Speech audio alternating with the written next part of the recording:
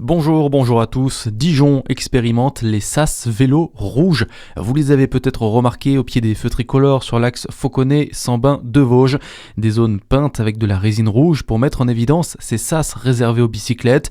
Elles leur permettent de repartir en toute sécurité. À noter qu'empiéter sur cette zone avec votre voiture pourra vous coûter 135 € d'amende.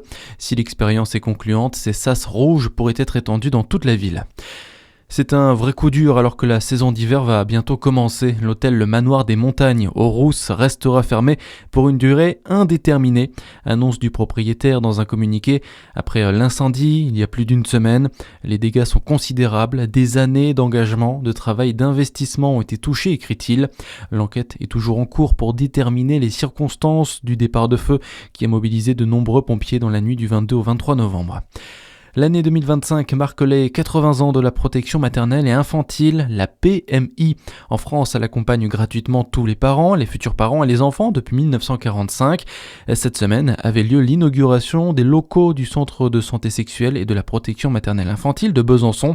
Un endroit important selon Christine Bouquin, présidente du département du Doubs, au micro de Charlie Chevasson. C'est un investissement humain, c'est un vrai engagement que de servir les autres à travers la vie. Il faut qu'ils viennent ici. Le premier geste, carnet de santé pour une naissance. Donc là, dès cet instant-là, on met en avant la PMI et le centre de santé sexuelle pour que chacun, à un moment donné, puisse se retrouver et ne soit pas un peu désarmé par rapport à un tas de sujets de société, que ça soit physique, que ça soit des violences, que ça soit la contrainte sexuelle, que ça soit beaucoup de choses, tous nos faits de société que nous vivons au quotidien.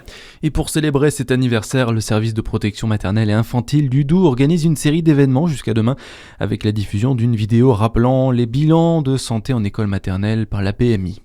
Dans l'actualité aussi, l'appel d'Emmanuel Macron à la Chine pour mettre fin à la guerre en Ukraine. Le président est en visite d'État à Pékin. Il s'est entretenu ce matin avec son homologue Xi Jinping. Il a également plaidé pour corriger le déséquilibre commercial avec l'Europe. Xi Jinping, lui, a réaffirmé sa volonté de favoriser l'accès au marché chinois des produits français et particulièrement ceux issus du secteur de l'agroalimentaire. Ses proches se disent effondrés. Christophe Glaise a de nouveau été condamné en Algérie à 7 ans de prison pour apologie du terrorisme. La cour d'appel de Tizi Ouzou a confirmé hier la peine du journaliste français interpellé en mai 2024. Pendant le procès, le reporter a reconnu avoir fait beaucoup d'erreurs journalistiques et s'est excusé. Il a désormais 8 jours pour décider de faire appel ou non. Et puis en sport, en handball, la Dijonnaise Lilou Pinta appelée pour rejoindre les Bleus au Mondial. La joueuse de 21 ans remplace Méline Nokandi après sa blessure. France-Autriche, c'est à 18h. À suivre votre météo sur Fréquence Plus.